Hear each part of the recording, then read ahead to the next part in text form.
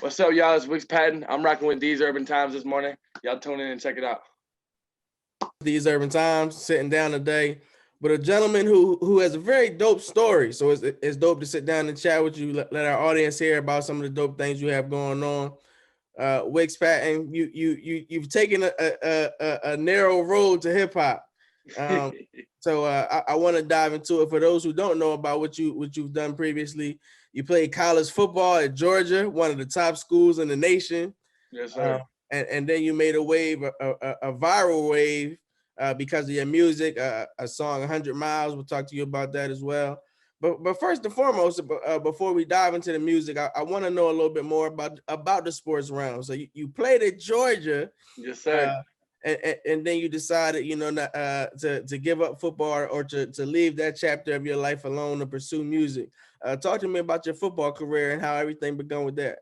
Man, with football, I was real into football growing up. And then it was really about my 8th grade year, man. I didn't play football my 7th grade year. I was really a basketball player, right?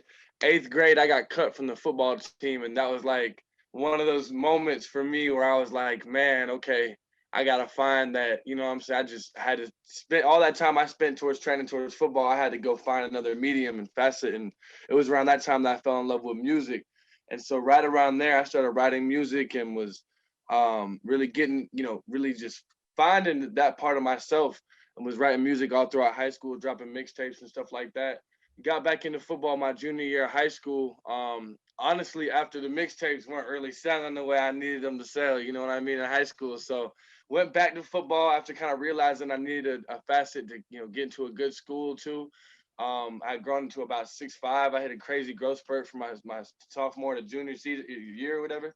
So I made that transition back to football. And in that junior season, I started to kind of get some looks from some colleges and stuff like that. So I took it seriously. I trained, I put on 70 pounds and became a tight end, and just kind of like grew into, a football player and everything like that.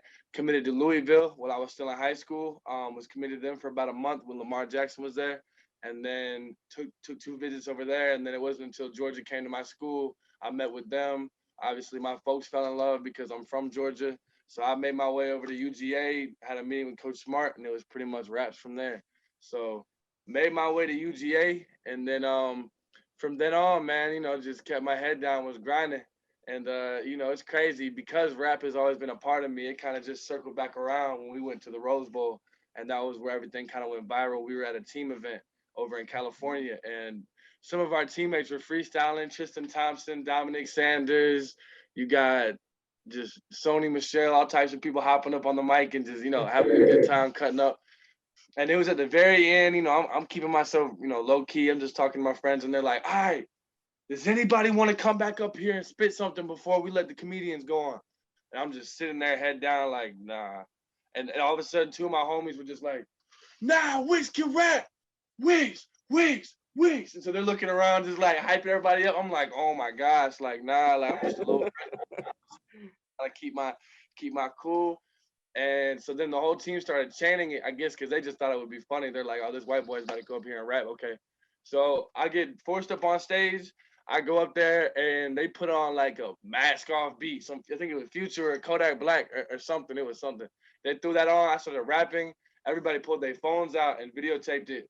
And when I got off stage, like a minute went by. Like I think something happened. Like Davin Bellamy got on the bike and started rapping or something. And Roquan Smith was like, nah.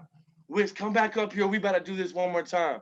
So Roquan Smith brought me back up. I took the mic and did it again. But that time everybody was recording it. It got posted to Twitter the next day and went viral.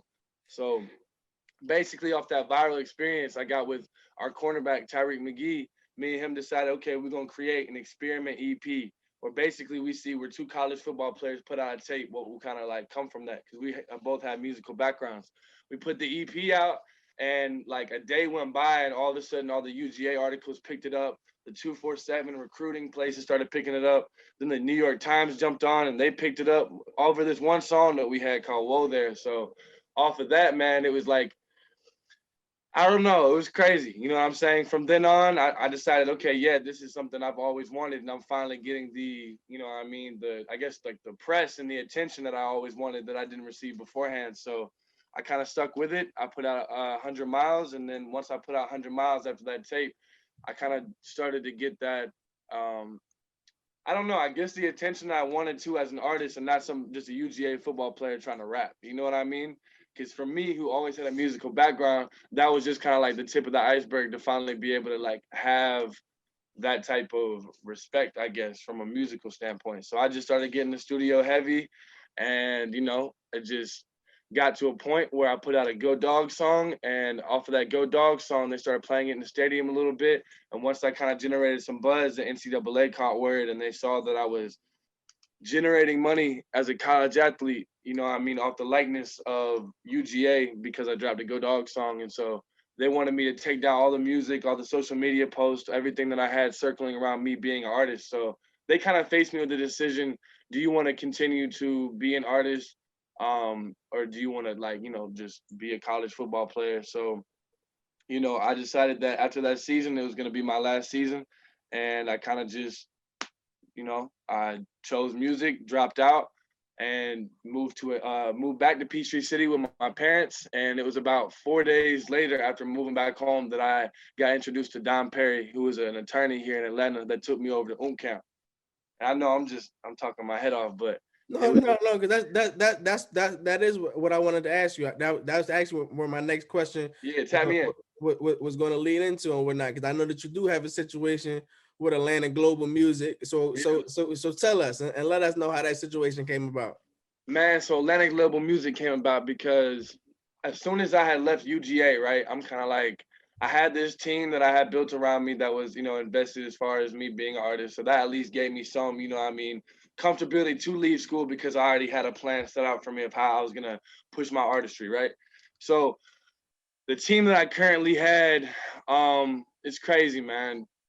It's all love to every single one of them, but we ended up basically kind of doing our own thing. So that was after I left UGA. They were more so wanting me to push being playing football there and still being an artist. But I felt like, after I was kind of faced with that decision, plus it was kind of like, you go to college to be able to find your career, right? You get your credentials, you kind of learn the different ins and outs of what you want to do. And as soon as I had kind of found that, being an artist is seriously something that I want to be and take, serious as a career, it made sense to drop out. So had the team, ended up meeting with Don Perry, and everything kind of restructured. Don Perry took me over to Camp in Atlanta and got me with Big and Big Corey and DJ Monte.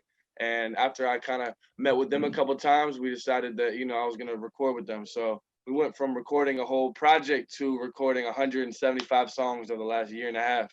They took me over to Tricky Stewart. Tricky Stewart really liked the music, him and his team. So we decided to form a conjoined team called Atlanta Global Music that featured RZ3, Camp, and Greenberg Traurig, the entertainment firm. So that was kind of how everything came together. And, from then on, we just been keeping it rolling. Talk to me also about this tour that you have taking place. Yeah. Talk to me about the tour. Sorry, I'm late. It actually began in February, if I'm not mistaken, and it's going on to pretty much the end of the month. Yes, sir. So, man, it's crazy how this tour came together. Basically, we're kind of doing things backwards. Most artists will put out a project and then they'll tour their project. We are touring the unreleased project, and we are going to be putting out a docuseries that showcases the entire come up of this, project and of this underground scene of where we've been hitting all these different dates in different cities. Man, it came together like this, man. We did a few shows in January, may have done like 2 or 3. And then off of those 2 or 3 shows, man, we just started to get booked left and right.